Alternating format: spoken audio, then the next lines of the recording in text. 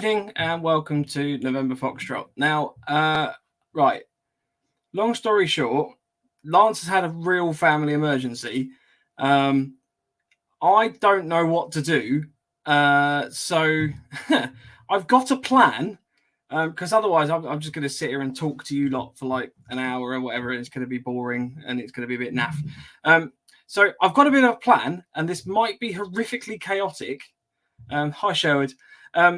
So what I'm going to do, and I don't know if this is good on here, I'm going to put the link to let you guys join the podcast in the comments. So all you need is a webcam and a microphone of some sort, and ideally decent lighting. But I'm going to put the link in the podcast to the podcast in the comments. So you're more than welcome to join. And then I can only accept like 4 or 5 because otherwise it's going to go mad. But if anyone wants to join me, and then we can have a bit of a general Q&A, I can sort of get to know some of you a little bit more. Hi, Harry. So if that's of interest, let me know. Otherwise, we can just call it a night, call it short. Yeah, let me know what you think of the chat. While you guys have a little decision about that, because if no one wants to do this, this is a bit pointless. We have now reached 100 subscribers on YouTube. We did that last week, and I finally worked out how to get the custom URL, which is super, super exciting. So that's how you can now find us on YouTube. So it's www.youtube.com/C, which I think means custom, /November Foxtrot. So you can find us that way. So yeah, that's pretty exciting. No one seems to have picked me up yet on the potential joining me. I've got 5 people watching. 4 of you are on Facebook. 1's on YouTube. So yeah, any kind of comments would be really helpful because otherwise, I mean, I can tell you about my autumn kit, but it might just get a little bit boring after a little while. So yeah, let me know. Paul's coming on in 5. Awesome, thanks, Paul. Gaz, hi mate. Sherwood don't have the equipment to join. Daddy playing yes lad. Right, mate. Morning again from Australia. Hi Philip, how are you? How's it going? I'd be very interested to know how you get on with Airsoft to that in Australia, because I know you sort of have quite a variety of legal issues, I believe. So yeah, hit us up, drop us a message. It'd be cool to have a chat about that. Hi Nick, hi Gaz. For those just joining, Lance has had a proper family emergency and has had to dash off. At the moment, I'm on my own. I think Paul might be coming on in 5. But if anyone else wants to join us, we could have like a general bit of a Q&A, meet some of you. All you need is a microphone, a webcam, and ideally sort of semi-decent lighting of some sort. But I can just whack that in the description below, and then you guys can join if you want to do that. This might be a whole new way. And on top of that, my internet keeps cutting out, which is great. So awesome. So would a phone work? Yes, a phone would work. You can do it on the phone. I'll tell you what. Let me put the thing in the chat. There you go. It's in the chat. It's in the chat. I've done it. This could go horribly wrong. Paul, I will WhatsApp it to you separately, mate. There you go. Ooh, who's going to join? Philip, alas, no airsoft in ours. We're stuck with gel blasters for the time being. Yeah. The gel blasters, do they fire the same sort of FPS? Because I know they fire like, it's almost like a BB, isn't it? But it's like a little Orbi, I guess they're more like. Yeah, let us know. It's interesting.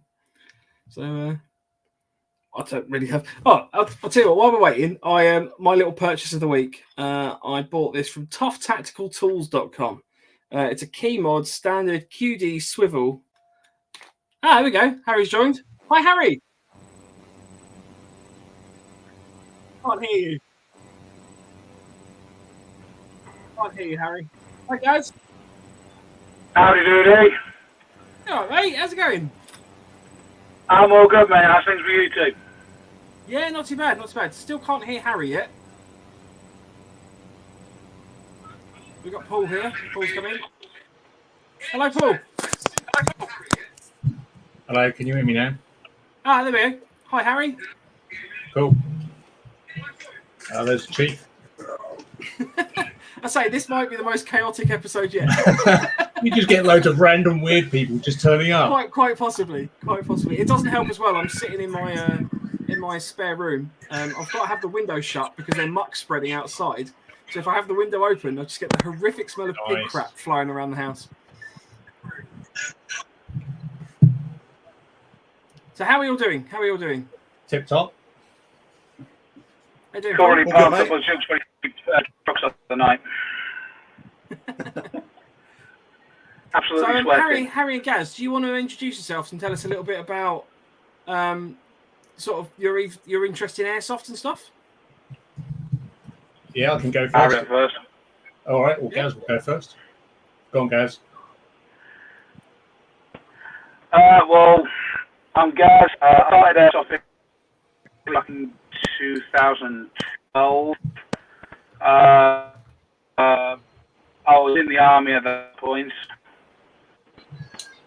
I stopped it for a while, got back into it about 3 years ago.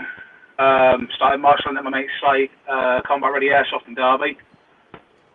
And since then I've been marshalling and playing. And that's this weekend I was playing with Lan the weekend down in Dunman. Cool. So what site do you normally play at? That's my story.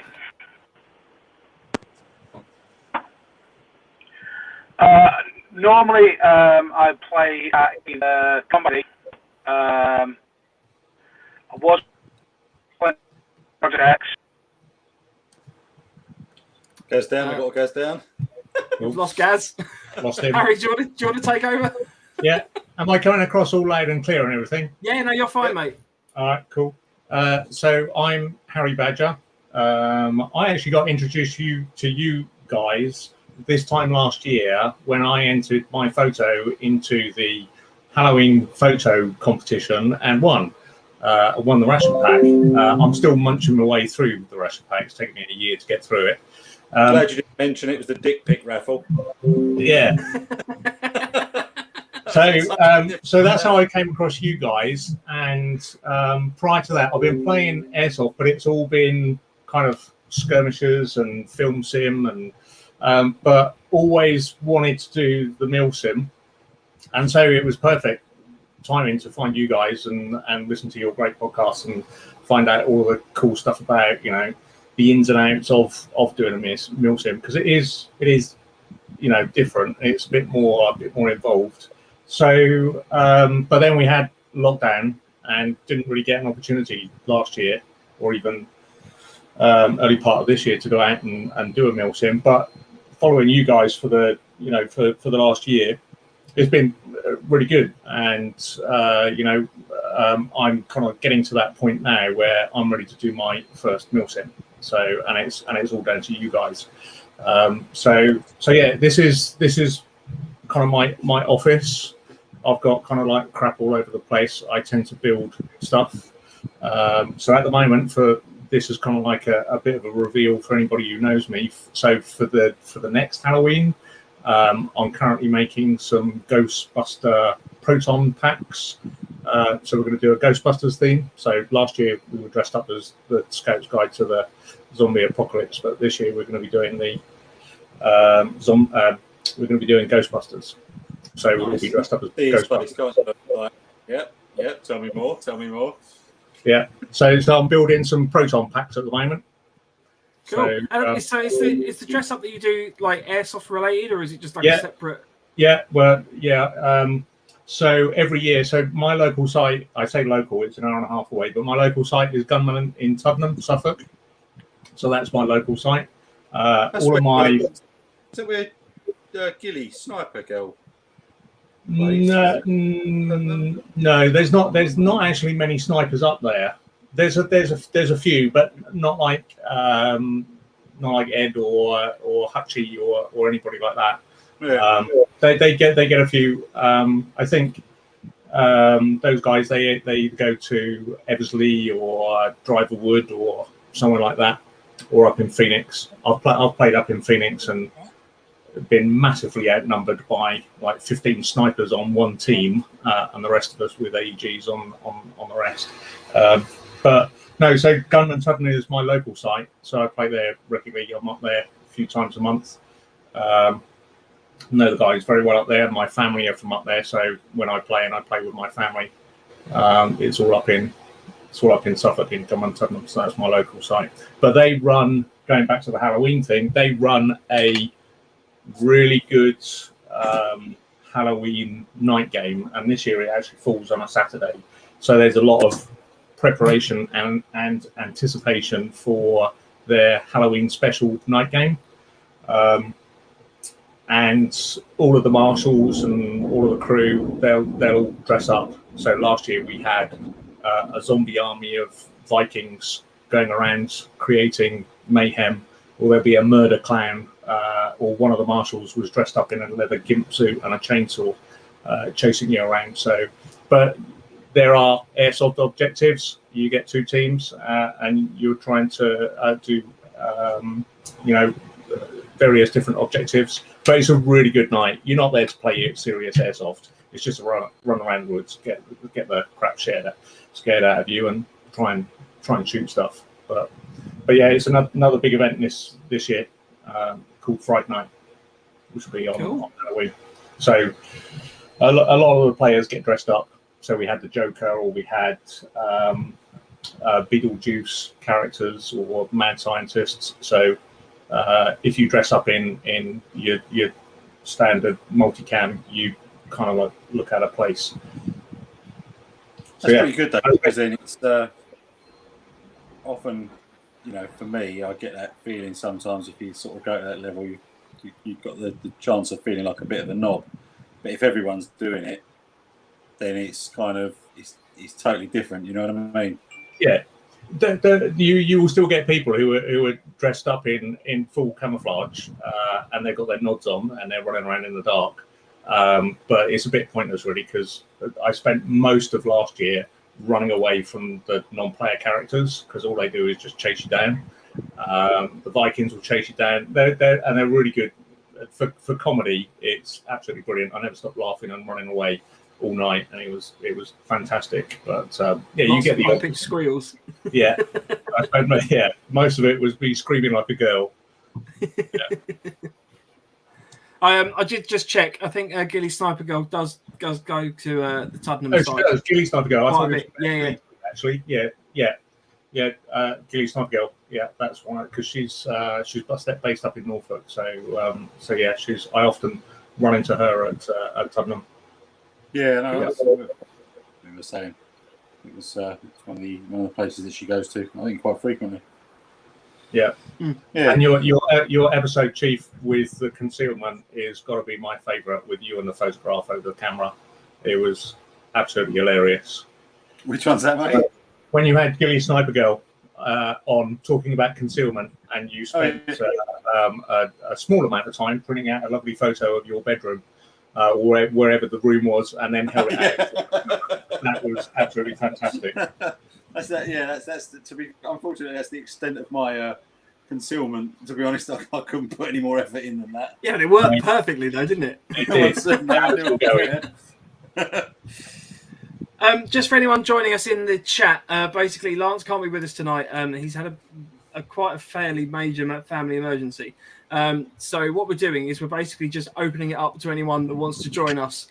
All you need is like a webcam, some lights, and some, like I say, some lights, like fairly decent lighting. Basically, don't sit in the dark, basically, and then a microphone. So I will keep pinging the link out. I don't know how well this is going to go tonight, but we'll give it a go. And what we'll do is we'll just sort of rotate people out. So we'll try and keep no more than sort of 2 or 3 guests on at any one time, because otherwise it's going to get a bit mad. So if anyone's got any questions for Harry while he's on, or if anyone's got any exciting news, any recent airsoft purchases that worth talking about? I'm not going to mention too much on here, I suppose, because I can't share pictures. But I've just purchased an SRS and an TMA MP5K. Mm-hmm. So the MP5K is on pre-order, coming into camo. They have some of its giblets tinkered with, as they do over there. Is that the high cycle one? The TM high cycle MP5K? Yeah, that's it. Yeah, that's it. They're really good. Really good. To be honest, we went to so myself, Mike, Lee Goldsmith, and Mark Smith went to Imperium a little while ago, and I only took my MP7 with me. Just wanted to play around with the gas. I've not really used it that much since I got it. So I had my MP7 and I had my sidearm, so an HK45, and the games were 4 1-hour games, and I found within the first half an hour I was out of pretty much everything from the MP7. So I was like 6 mags through, and then I was 2 mags on my pistol gone, and I was down to about 6 BBs, thinking I'm going to have to hold on to the last one for myself just in case, because you're never going to take me alive.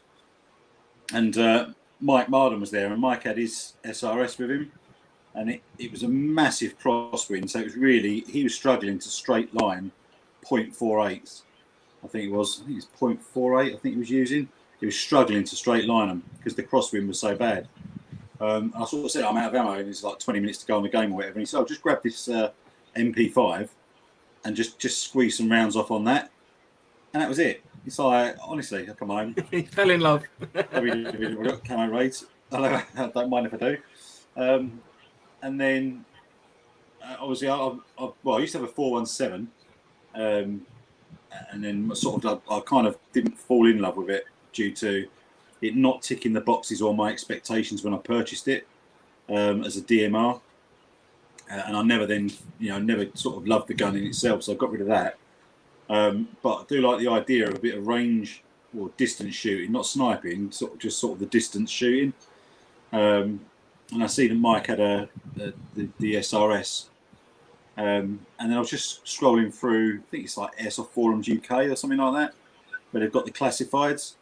And there was one on there. So sort of a bit of bouncing backwards and forwards, negotiations, so on and so forth. And then, yeah, got that one. So that's another 2 to the collection. So the SRS is on its way over to Longbow for Jason to have a little squeeze on that one, just have a little fettler with it and see what needs doing. It's all upgraded apparently. It's got all the edgy inners, and I don't know what any of that means.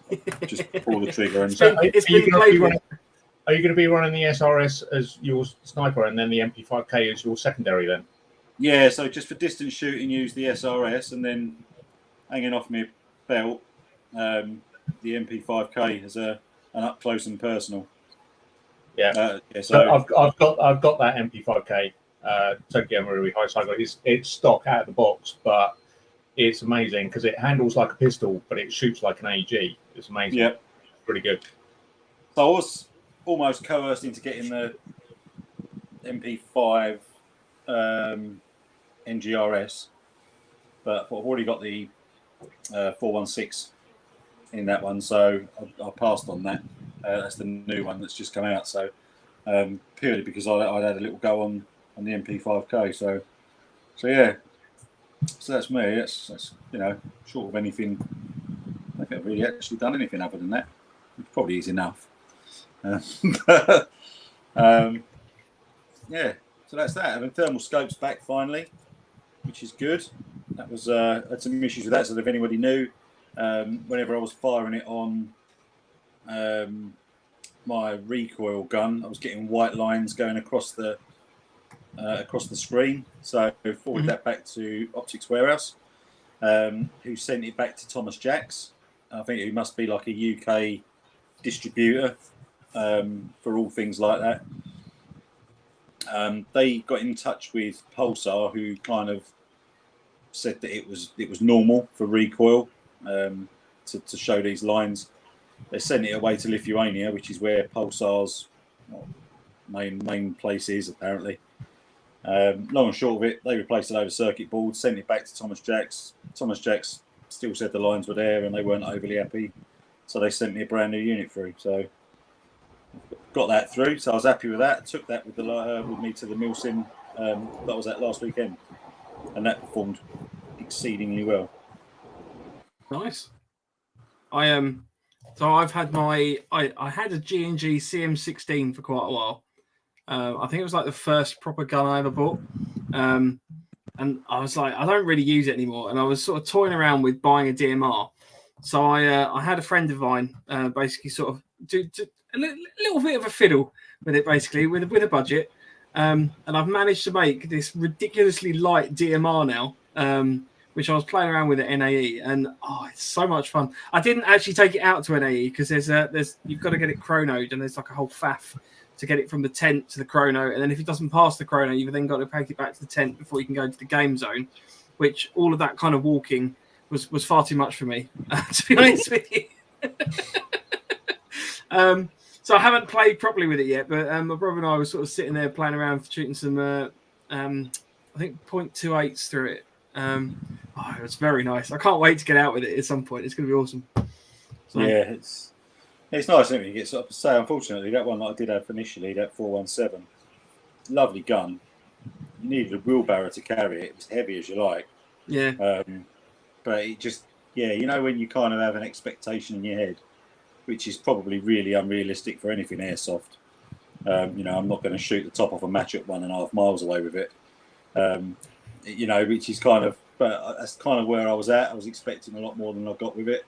So I kind of shifted it on, but I still quite enjoyed the role of distance shooting.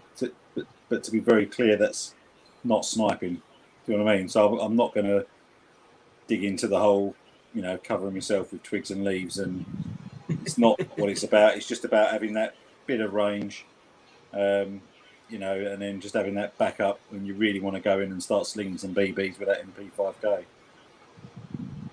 So Harry, what sort of what do you normally run sort of on a day to day? You mentioned the TM MP5. So I got the TM 417 and used it, and it does weigh a ton. Absolutely weighs a ton. I only used it for half a day. It was like lugging an LMG around. So over at the site that I play at, you tend to find that the mornings tend to be open woodland, so it's more of a long game in terms of distance, and then in the afternoon move down into the abandoned airbase buildings for more close quarters. So I have sniped in the morning, and like yourself, I don't gilly up. I've actually got an Aries Striker, which was teched up by Hutchie Airsoft Sniper. He's kind of en route to where I normally play. So I think it was last year. I dropped it off to him over Christmas, and he teched it up. Absolutely shoots amazing, lifts 4.8s out to a long distance, and it's really good. So very thankful to Hutchie for teching that up for me. So yeah, I tend to sniper in the mornings, or just run around with an AG. But it all depends on what the game is and where we're playing, and sometimes it depends on what time of the year as well. At the moment, everything is so overgrown, it can be quite difficult to run with a sniper. So all depends on what new toy I've got. Changes from week to week.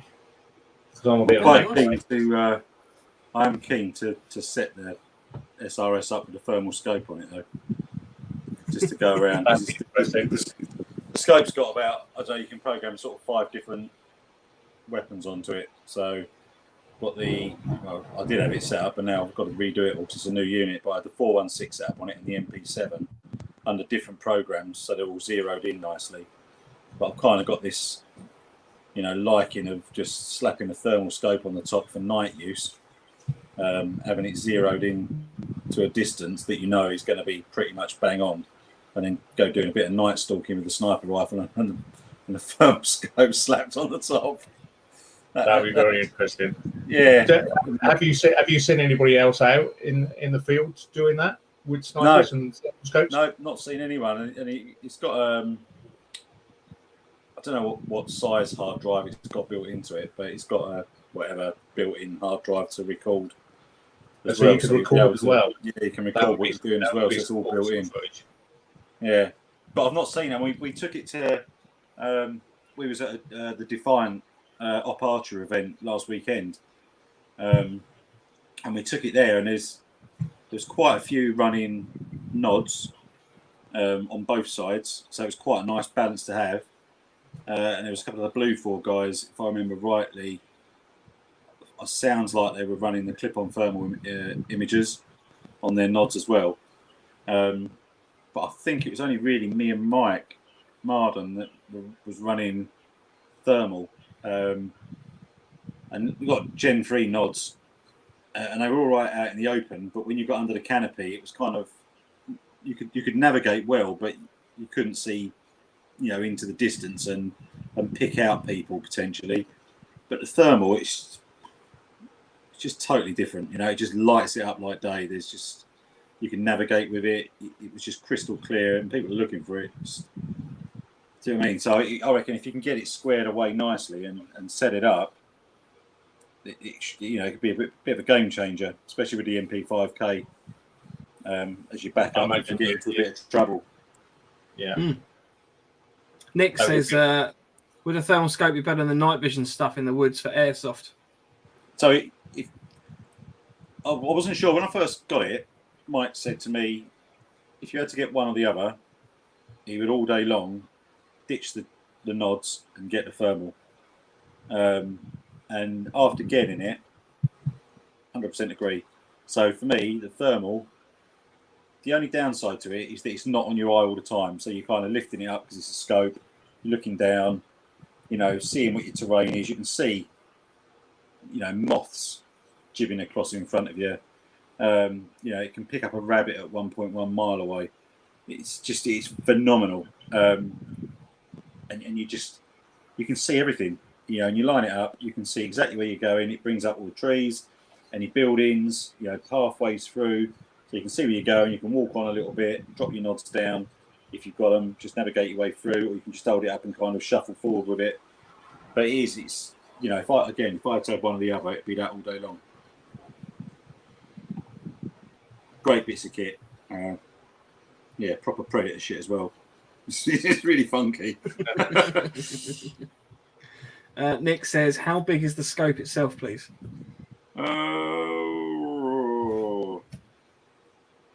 About 8 big.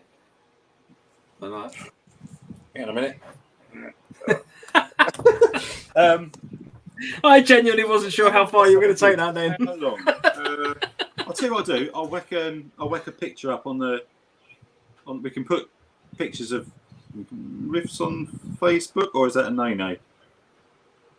Can we put a riff on? No, we can put it on Facebook. That's not a problem. Yeah, it's just anything live on YouTube. It gets funny. Is it actually a scope, or is it a camera that you would stick in front of a scope? No, it's a Pulsar XQ50 laser range finding trail. Okay. Don't say that 3 times after a pint. Yeah, so it's a proper mounted scope, and it's got the laser range finder. It's got 3 different levels of zoom, so you get your standard, then you can zoom whatever it is, 5.4 and 10.8. You can go picture in picture, so you can have your standard vision with a 5.4 box up in the corner or a 10.8 box up in the corner. I don't know. They've all got it, but the one that I've got, you kind of get this little remote control as well, which goes onto your RIS rail, so you don't have to worry about fiddling at the top for the buttons. It does all your main functions off your foregrip almost on the RIS rail. So I will put a photograph. There was one I did post up one on my Insta page. Actually, I think we was prepping to go out for the night event at Archer on the weekend. And that's got it slapped on there with the other toys. But I will stick a couple of photographs in the chat. It's a bit difficult to say, really. It's, I want to say 20 centimetres. Size of a normal scope, but it's chunky because of everything that it needs with it. How about you? Annoy a few people by shooting them out of nowhere from a distance in the dark. Yeah, it does. It does. The thing is, it's quite funny because even people try and hide. But I think we're going to cover scopes and stuff potentially on one of the other episodes, haven't we? So I won't delve too much. I'll try and get some footage for you for that one.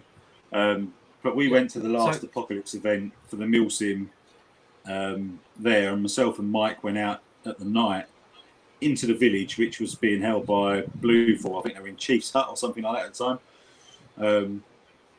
and I'd moved into the village, and then there was a couple of guys behind me coming from Stockade on the outskirts of the village there, and I was already in by, I think it might be hut 10 or something like that. And I turned around with the nods, could see him there, lifted up the thermal, could see just a glow of them hiding behind the wooden barrier, and then just as bold as you like, just walked up.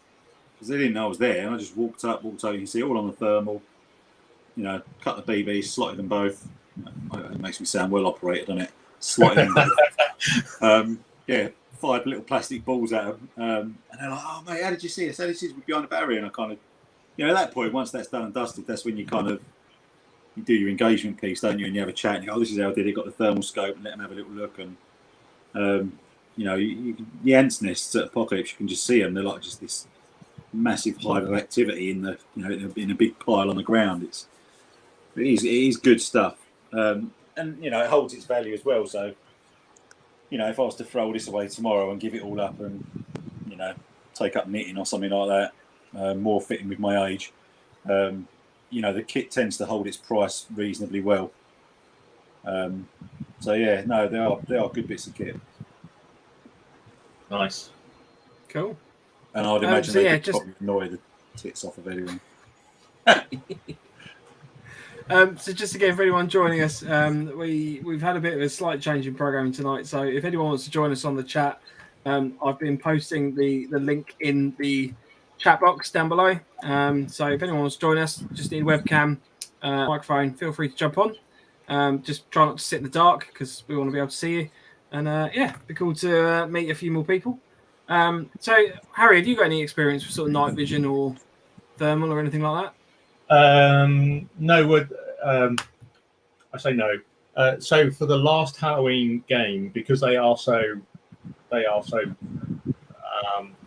and good fun, I tried to put together some recording equipment to be able to record the event. So I managed to get a little action camera to record it, but then also to try and get, and it was just a Gen 1 nod, and try and be able to, because there are some out there that are digital, you know, you can get them off eBay for like anything from like £400 up to £700, but they are absolutely crap. So that was kind of like when I dipped my toe into being able to see in the dark. But then, yeah, I don't know if I play enough night games at the moment from what I'm doing with just like the events I do. Not many of them are at night. I guess if I was to get more into MilSim, which are, you know, where you do play at night and do it regularly, then, you know, that's the point where I would say, okay, well, I'll invest in a piece of kit. And as everybody who's looked at it and looked at all of the YouTube videos of various different people who are talking about night vision, you know, Gen 1, Gen 2, Gen 3 thermals, but then hearing the Chief talk about his thermal scope, but I guess you would use that with nods as well, so that you can see where you're walking and then use the thermal to see where you're shooting at. So I think it could be quite expensive. But in MilSims, do you have people that play with no nods at all? No night vision? Yeah, no, yeah. So I haven't got any night vision or thermal yet. So it's on the wish list. That's like almost fieldcraft. You know, people that have got the ability to operate without it, you know, all day long. My first one, I didn't have any. I fell ass over it more times than I could count on one hand. But yeah, you know, there's some very effective players without that, who just navigate around, you know, absolutely fine and still light people up and have a really good night event. I guess it all depends on actually how dark it is, because you might get some ambient light, and if you've let your eyes adjusted to the whatever levels of light you got there, I guess you can see somewhat in front of you. But with the night games I've played at, where everybody gets pissed off because we're there for a skirmish, and it is, you know, the BB that shoots you in the side of the face from out of nowhere, and you've got no idea where it came from or how they got that shot in.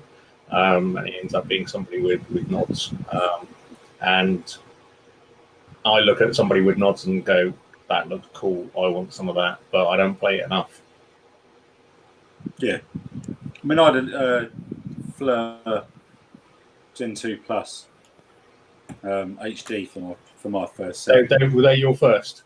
Yeah, and I got those, off of just a second-hand pair from a trusted person through Mike Marden, and they were all right. To be fair, you know what I mean. Did what I needed them to do, and then I tried someone else. It's like anything, you get a car and you want a different car, don't you? If you get this, you want a different that. And I tried. We went down to Apocalypse just one evening, me and Mike, and I tried Mike's Gen 3s, and it was just totally different. I was like, actually, these are pretty cool. And then Mike then had the opportunity of getting a sort of a next level up from his one, which then meant his ones that were really, really well looked after and really good became available. So that's the only reason really why I moved away. If it hadn't been for that, chances are I still would have been using, the Fleurs. And that was all right. Just sometimes you just relies a little bit more on a bit of IR, and depending on what game you're playing, where you're playing, if there's not lots of nods users around, IR floods are fine. If the world and their mum are running around with nods, then you being an IR flood's a little bit problematic because you stick out like a pimple on an arse. That's what I found when I tried recording a night game, because the little action camera that I had, yes, it could record in the dark, but you needed an IR torch to be able for it to pick up anything, and so I must have been walking around like a bloody beacon. For anybody with a pair of nods, I was a BB magnet that night. I think that as well it's whether people put the time in to get used to using them. So it is about those sort of walks up on a Saturday night. Just navigating around. There were some people where we went on the weekend that got some very good, dual nods, but not what you'd call effectively used. Do you know what I mean? And you had other guys there that had absolutely no nods, that were sort of owning the night better than the guys that had the green eyes to see them around. So I think there is that piece around. You can almost have all the gear and no idea, because it's it's easy for someone to go and get a big credit card, or go and get a loan, or save up some money and go and buy something. But if they don't put the time into understanding that, you can come unstuck just as easy. Harry, you've got a question from Nick. How long does it take to prepare for your Halloween events? Months. I've started now. So that's me as a player. I have no influence about what actually happens on the night, and more often than not, it's kept a secret until you turn up. Like I said, last year, turned up and there was a guy running around in a gimp suit and a chainsaw, without the chainsaw, of course. But it's that does. Sorry to cut in, because I've got to jump. I've got to go and sort the little one out. Yeah, that's cool. Thanks for joining, Paul. All right. Cheers, Paul. Catch you soon. You too. So yeah, in terms of prep, I normally play with my niece and my two nephews, and we'll come up with a theme. But like I say, last year it was just us running around in Boy Scouts outfits, so it didn't take a lot of prep at all. But this year, my niece suggested that we go as Ghostbusters, and then I thought, oh, I could build a proton pack. I've always wanted a proton pack. And then I think, oh bugger, I've got to print 4 proton packs on the 3D printer. So for this one, it's going to take quite a bit of prep. So I've got a couple of 3D printers sitting in the corner of my office here, and they are busily knocking out parts for my own proton pack. I could buy it straight off the shelf, but it costs like £200-300 to buy it. Seen them on eBay that goes for a lot more than that. But so yes, it can take a lot of time, and it's just for dressing up. Really, it's the amount of time that we put in for just dress up. It's ridiculous, really. We just put in all of this time to dress up, run around in the dark, and shoot plastic BBs at each other. And no wonder my girlfriend has no understanding about why I do what I do. No idea. She just doesn't get it at all. It's, I feel your pain. Yeah. My girlfriend calls it, "Are you playing your stupid game again this weekend?" And that's what she refers to it as. Has no understanding about it at all, but that's it. We just dress up, run around in the woods, and shoot people with toy guns. That's all we do. Yeah. And I have to remember that because, when you're getting into some situations and tempers are being raised, at the end of the day, I have to remember that we're just grown-up men running around the woods shooting toy guns. Chill out, walk away. So that's why we do it. Do it for the fun of it. Do you make much sort of custom stuff with your printers? So I did a GoPro baseball cap mount. There is a guy on the internet called Brain Exploder, and he sells them. Just a GoPro cap mount. He sells them, but they're quite expensive. Mm-hmm. That's why I bought a 3D printer to start with, because I wanted to produce my own cap mount. I don't know if I've got one knocking around on the shelf somewhere here, actually. Oh, there you go. It's just a cap mount like that, which just slots over a baseball cap, and then you just put a GoPro here as well. Yeah, and then it just has a GoPro attached to the front of it like that, and that just slots on your baseball cap. So I could have spent, I don't know, £70-80 on a Brain Exploder one, or I decided to go out and spend £250 on a 3D printer and print myself one. But I've printed But you can make more than just that one thing, can't you? So I mean, now I can print a Ghostbusters proton pack with it as well. So exactly, yeah, it's got added benefits. So I've had a few requests to do different bits and pieces on the 3D printer. I also, over at the Gunman team, speaking to Josh, who you had on one of your podcasts before, speaking to him, speaking to some of the other people who run the Gunman sites, I'm building some MCOM boxes. So these are game boxes. There are various different manufacturers that do these game boxes. So if you think about, I don't know, like a game of domination, you would just have like a red button and a green button, and you just run up to the box, press the box like a chess timer, but a bit more electronic. But then we evolved it so that we could hook up theatrical pyrotechnics to it. So you would then have like sabotage games or search and destroy, or we have an escort the engineer game that we've played with the MCOM boxes, where you have to escort an engineer to a particular location. He then sets up the MCOM, holds down the button for 90 seconds, and then after that run away because it's going to go bang. And these pyrotechnics make a big bang. So I've been making some boxes for them, pyrotechnic boxes.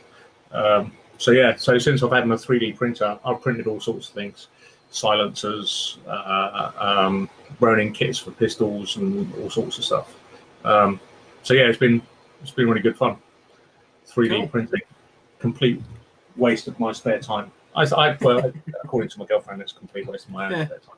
There's things I must confess, I'd love to. I've been sort of toying with the idea of trying to sort of engineer a bomb prop for an event. Which actually requires you to do something. So almost like you've got like a little laminated manual that you have with it. Yeah. So that when someone's diffusing something, when you're sort of you're holding a base or something like that, and you've got this prop that you're trying to diffuse, it's an actual thing that you've got to sit there and you're like, right, okay, you have to unscrew a panel, and then like there's various wires in there to cut, and you've got to read the manual to so that it's not just because so many times you sort of play at events where you're defending a location just for an hour. And it's like an arbitrary amount of time. It doesn't take one person of the team to go and do anything. It's just, we're just here. So I've been sort of toying with the idea of doing a little bit of it. I'm back. That's something I'm. Well, since I made the first MCOMs, we've just had a couple of buttons on them. It then evolved where I was building them with like giant fuses. I think I've got a fuse over there. No, I haven't. But with like giant fuses, they were like as big as a water bottle, and they were filled with either a red resin or a green resin so that they could glow in the dark and stuff. And then you could play games where you would have to locate your color fuse, put it in the MCOM before it's enabled. And then we were doing all sorts of different ideas about, cutting the right wire or pulling out the right wire. So you could have 6 wires. You have to pull out the right wire. If you pull out the wrong wire, it could go bang. There's lots of ideas for airsoft props. I've played at some sites where they've had some props that either make a noise or go bang or as part of the objective. But I'm on board with your idea about something that's just a bit more involved than pushing a button, like finding a code. So the MCOM boxes that I built has got an electronic keypad in it. So you could do games where you have to capture somebody, try and get a code out of them, or search them for a code or a key pass or a swipe card, to be able to then, a progressive story. Actually enable that, yeah. You have to go and find the mad scientist, get his key cards, and then go and unlock something else, and then use that to unlock the box, and then disconnect a wire or unscrew something or find the manual. So the story around, just around that with the right props, could make for a really involved game, rather than just trying to dominate a position or go on an offensive or do something a bit more involved, a bit more story related. So I'm totally on board with that. Yeah. Just don't Google how to make a bomb. No, because I don't know if I can actually show this on the screen or not, because you end up with something like that, which I've started. Oh, nice. I'll tell you what it is. I'll let you work that out. I've got that with some little electronic countdown timers. So I'm sure I'm on a government watch list, because my search is things like dynamite and countdown timers, and I'm sure I'm being watched. So funnily enough, my dissertation was on the. So I'm a civil engineer by trade, and my dissertation was on how to protect buildings from terrorist attacks. So I was googling all sorts of stuff, and genuinely the front page of my dissertation, you put like a little bit of a spiel in there to sort of to say thanks to people, and I put a little paragraph in there that said thank you to the security services for not arresting me based on my newfound internet search history. Yeah. So. Yeah, well, it's the game that we play. So if I posted a picture of anything that I've built, I have to put a disclaimer on it to say, this is not real. This is just a toy. But we're playing with riffs. We're playing military objectives and games and stuff, which can be easily construed as something that it's not. As I say, we're just grown men running around with toy guns shooting plastic BBs at everybody. But it's not real. Yeah. I might have to hit you up for some ideas on this thing. Then maybe we could do a collab on it. Yeah. Once you finished your Halloween. Once I finish my Halloween. But I'd just be walking around a DIY store, and I'll look at a toilet waste pipe, and I'll look at it and go, I could make a missile out of that. I could get a smoke machine and have a big jet of smoke going off, and I could program it, and you have to kind of disable the surface-to-air missile. So I've always got ideas in my head of things to do for props and stuff. Yeah. And fortunately, the guys over at Gunman, they love it. So if I come up with some mad hatter idea and build something, take it over to them, they're more than happy to run. I was going to say that sounds right up Josh's street. Yeah. So I'd love to be able to give up my day job to be able to go off and build props and stuff like this as a full time.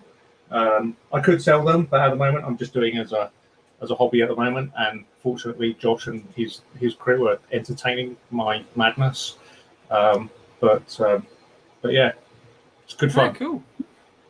There's a couple of questions from Nick, and then we'll probably call it a day, because I've noticed that the view count has dropped right down. I'm back. Nick says, could you do like a sand timer, dropping sand onto a pressure pad to make a boom to stop it to turn the hourglass up? It's not bad. It's not a bad idea. Yeah. So I was speaking to Josh when he was up. He's been up at Tottenham for the last few weeks. Talking to him, we played a game where we had to do a vehicle escort but we had to clear the route in front of the vehicle with that had landmines in there, and these landmines were, the umbrella bases that you have in the garden, the ones that you fill up with water. So he just had 6 of those that were laid along the route, and you basically just had to hold your hand on it, count to 60, and then that landmine was considered to be disarmed. But that was a great idea to have, something with a pressure plate or something with a timer on it that, so you could. So it's not just boxes, it could be anything. It could be, clearing claymores, or it could be landmines, or it could be missiles. Anything could be, bombs. Anything that goes tick, boom. Has pressure pads on it. Booby traps. It could be a case of building clearance where there are booby traps. Of course, safe booby traps. But so yeah, there are loads of things that you could do to make the game more involved and entertaining. Yeah, and I might have told this story before, but we went into a game where it had like IEDs. So I bought my Valon along because I'd like to do a little bit of sort of amateur metal detecting as well on the side. So I was sort of running along this dirt road, like, oh yeah, there's some metal there, some metal there. No idea what the IEDs were, so we were just like trying to avoid anything. But this road was made out of like made ground, so it was basically like crushed stuff that you get off a construction site. So any little nail or anything like that was in the ground, it was just picking up. And I mean, at one point, it was just sweeping the road, and the whole thing was just coming up as metallic. And it's just like, oh, I don't think this is a mine. I think this just isn't working. Just a lump of metal. Yeah.